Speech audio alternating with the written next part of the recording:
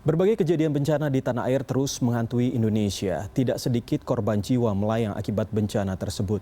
Lalu seperti apa sebenarnya penanganan bencana di tahun ini dan seberapa siap tim SAR untuk diterjunkan? Sudah terhubung melalui sambungan Zoom dengan Raditya Jati, Kepala Pusat Data dan Informasi BNPB. Halo, selamat sore Mas Radit. Selamat sore Mas Iqbal, apa kabar? Baik Mas Radit, Alhamdulillah. Mas Radit, berbicara soal kejadian ataupun bencana yang terjadi di tanah air selama tahun 2021 ini. Beberapa hari lalu kami mencatat ada sebanyak 136 bencana alam yang terjadi di Indonesia. Lalu hingga Senin ini, berapa banyak jumlah bencana, lalu juga berapa banyak korban jiwa dan juga didominasi bencana alam seperti apa Mas Radit? Baik, terima kasih Mas Iqbal. Jadi tercatat di kami data bencana sampai tanggal 18 Januari ada sebanyak 154 kejadian atau frekuensi kejadian, di mana bisa dikatakan bahwa didominasi 95% atau 98% adalah faktor karena hidrometeorologis. Artinya disitulah dampak dari hidrometeorologi adalah banjir bandang, tanah longsor, dan bisa juga cuaca ekstrim dan juga kenaikan muka air laut. Kemudian yang terkait dengan hidrometeorologi kering, terkait dengan kebakaran hutan dan kekeringan, tapi saya rasa saat ini kita belum ada data yang terkait dengan itu.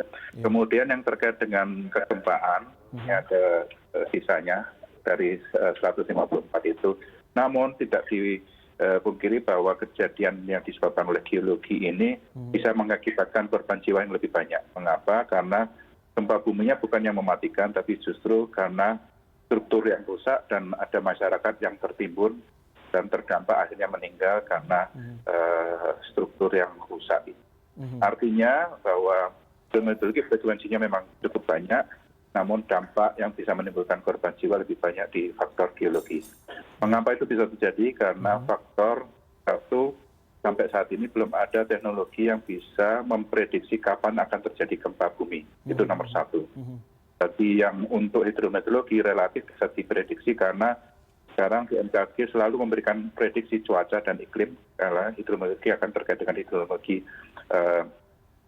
cuaca dan iklim, makanya akan disampaikan prediksi per 1 hari, per 3 hari, per 7 hari, itu sudah disampaikan selalu kepada masyarakat umum. Dan intinya bahwa sejak akhir tahun lalu bahwa BMKG menyampaikan adanya fenomena La Nina atau fenomena iklim global. Ada iklim yang ini akan berdampak pada intensitas hujan yang akan lebih tinggi berbanding pada kebiasaan tahun-tahun sebelumnya. Artinya kewaspadaan ini harus ada di kita semua, dan ini BNPB bersama dengan Kementerian lembaga terkait kita sudah memberikan informasi kepada masyarakat dan kepada pemerintah daerah khususnya dalam hal kewaspadaannya, bahwa akan potensi risiko bila mana ada intensitas hujan yang cukup tinggi terhadap banjir dan banjir longsor.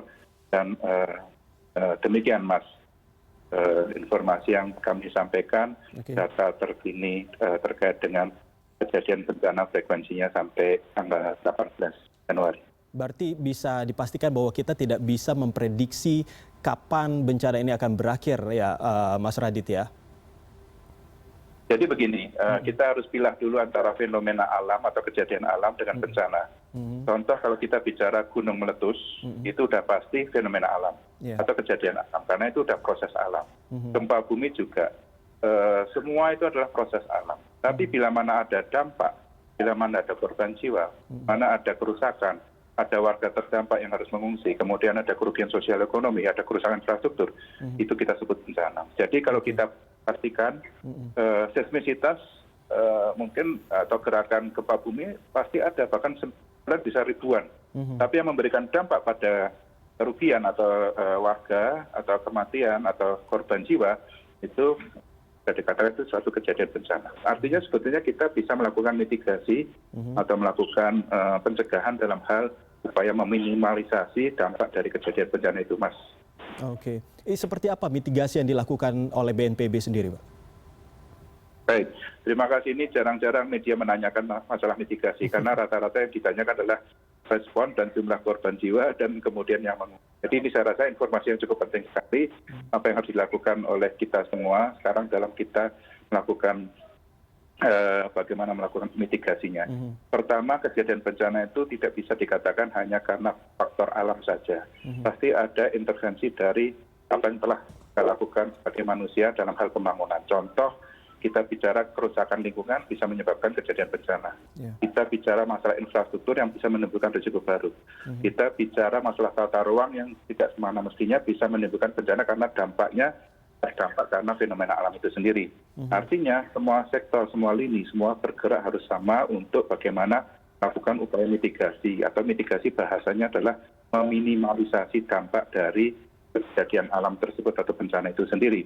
Nah, mitigasi sendiri dipilah menjadi dua. Yang pertama mitigasi struktur, kedua adalah mitigasi non-struktur. Nah, kalau kita bicara struktur, disitulah kewenangan dari Kementerian PU dan kemudian juga sektor lain yang istilahnya adalah bagaimana membangun suatu kekuatan struktur atau pembangunan yang memang harus dilakukan. Contoh, kalau kita bicara gempa tadi kami sampaikan, gempa mematikan. Tapi kalau gempa itu strukturnya kuat dan kita bicara di kondisi tertentu memang risikonya cukup tinggi dalam magnitudenya, berarti kekuatan bangunan juga harus kuat untuk menghadapi supaya tidak ada kerusakan di dalam bangunan itu sendiri.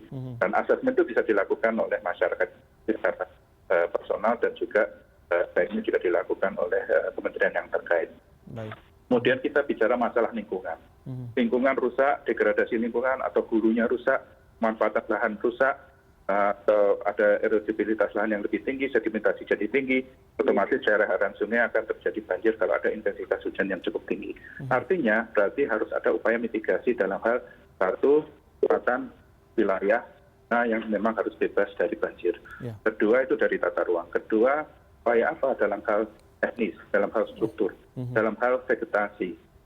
Pak Kepala selalu menyampaikan, Pak BNPB menyampaikan bahwa kita jaga alam, alam jaga kita. Artinya bagaimana kita menjaga hulu sungai supaya tidak terjadi banjir di hilir. Nah, salah satunya dengan reboisasi atau penanaman kembali wilayah atau mengembalikan fungsi lahan ekosistem yang ada supaya tidak terjadi banjir. Nah, ini upaya-upaya yang dilakukan.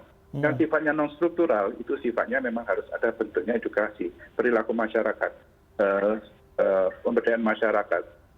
Bagaimana masyarakat bisa melakukan evakuasi secara mandiri kalau itu memang ada potensi risiko longsor misalnya. Mereka tahu mereka berada di kawasan kemiringan lereng yang cukup terjal misalnya, berada tinggal di situ, ada intensitas hujan cukup tinggi, ya sebaiknya mungkin mengalihkan sendiri lebih dahulu melakukan evakuasi. Kalau sudah ada early warning system lebih mudah lagi, ada informasi dan mereka bisa bergeser untuk beralih supaya menyelamatkan dirinya. Intinya sebetulnya minimalisasi dampak bisa dilakukan melakukan mitigasi tersebut.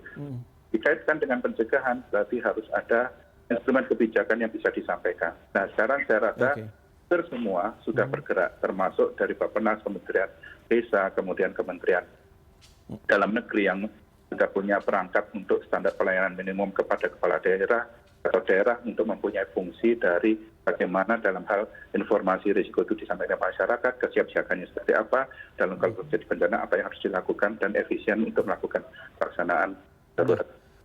Dan kemudian Kementerian Desa bersama BNPB juga kita pernah membuat sejak 2012 dan sekarang masih berjalan, yaitu tangguh bencana. Jadi kita harus masuk ke level desa sampai keluarga, bagaimana resiliensi atau ketangguhan atau perketahanan ini kita paham bahwa risikonya apa, strategi yang harus dilakukan apa, dan bagaimana sebetulnya kita bisa menyelamatkan diri kita dari segala ancaman yang ada. Demikian, Mas. Iya, berbicara soal efisiensi tadi Mas Radit sebutkan. Sebenarnya kita juga mau mengetahui terkait dengan anggaran. Ini kan begitu masifnya kejadian yang terjadi di awal tahun ini. Apakah memang terkait dengan anggaran BNPB sendiri ada peningkatan atau justru menggunakan dana yang sebelumnya sudah ada? Ya, kalau masalah anggaran sangat fleksibel dan sangat dinamis untuk dibahas, Mas.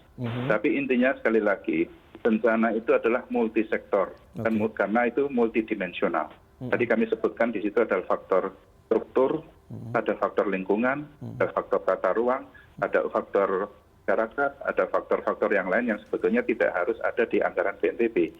Tapi kita harus perhatikan juga sejauh mana sekarang sektor-sektor dan pemerintah daerah khususnya memahami bahwa upaya untuk pencegahan dan mitigasi ini menjadi prioritas. Nah, ini yang saya rasa menjadi penting sekarang harus segera dilakukan, karena memang kita memang harus belajar dari apa kejadian yang telah terjadi di saat ini. Jadi kita belajar dari kejadian yang sebelumnya, sebaiknya memang kita sudah mulai bagaimana fokus anggaran dalam hal mitigasi dan pencegahan daripada responsif. Ibaratnya seperti orang sakit. Sakit, bawa ke rumah sakit, kuratif, responsif. Tapi kalau kita hidup sehat, makanan sehat, berolahraga, itu meminimalisasi kejadian sakit. Nah ini contohnya seperti saja, marilah kita sama-sama melakukan upaya pencegahan dan mitigasi. Nah saya rasa itu salah satu mindset kita, itu pun akan bisa diatur dalam anggaran. Nah kemudian dengan Bappenas sendiri, Bappenas sudah mengikuti program yang kegiatan yang intinya kita punya target sampai 2045 adalah Indonesia tangguh bencana. Itu sudah di rencana induk tangguh bencana itu sudah menjadi Perpres 87 2020 baru ditandatangani Bapak Presiden akhir tahun lalu. Inilah yang menjadi perencanaan jangka panjang untuk Indonesia tangguh bencana dalam hal mitigasi dan pencegahan. Saya rasa ini pertama kali di dunia yang punya program jangka panjang sampai 2045 adalah Indonesia Emas.